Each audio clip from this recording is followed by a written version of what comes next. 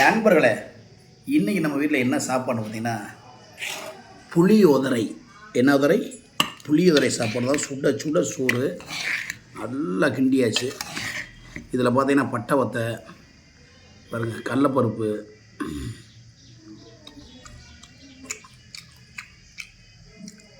சூப்பராக கிண்டிருக்கேன் என்னுடைய மனைவி.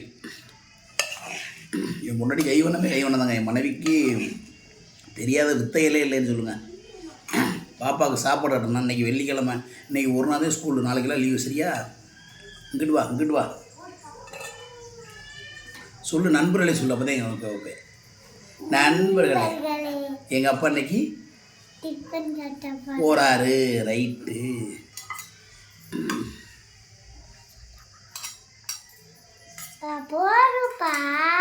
வைக்கவே இல்லை.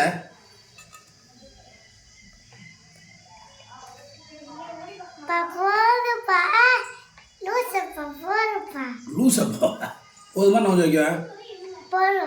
சாப்பிட்றிய பூராதியே? ஓகே, இன்னும் கொஞ்சம் வைக்கிறேன்டாம்மா. ஏன் சாமி போதுமா? நான் படிக்கிற படிப்புக்கு போதும் பண்ணுறியா? ஓகே. வாழை கூட்டு, வாழைக்காய் பொரியல். போதுமான்னு பாரு. போதுமா?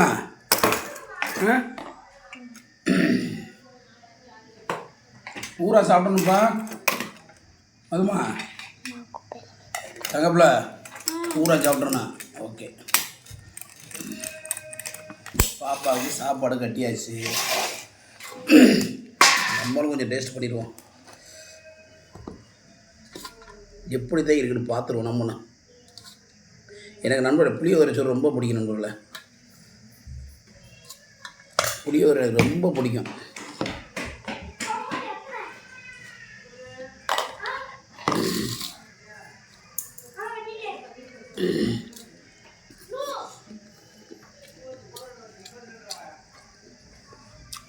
ஆஹா, செம்ம டேஸ்ட்டு.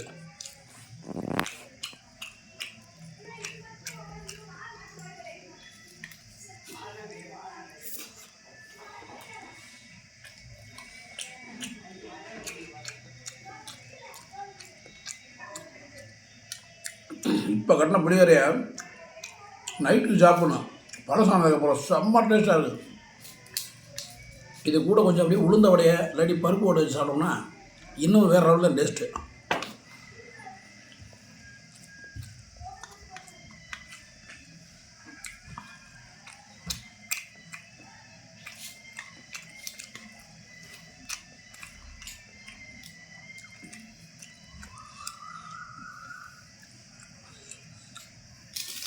கடலப்பருப்பு பாருங்கள், இம்புட்டு பருப்பு இருக்குல்ல, கடலப்பருப்பு.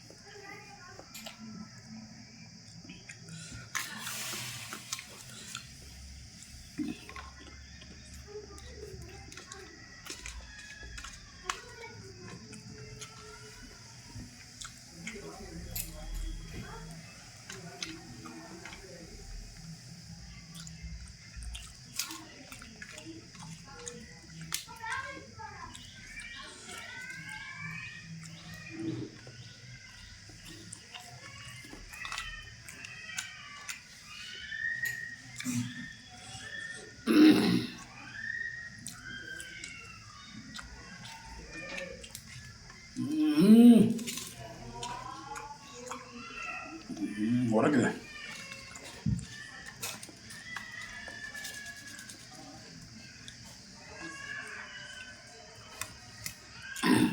ரொம்ப பிரமாதமாக இருக்கு நண்பர்களே.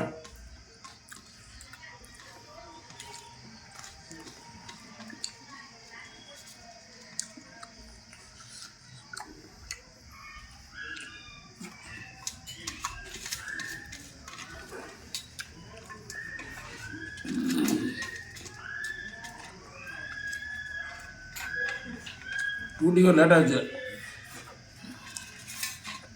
ஓகே நம்மளே,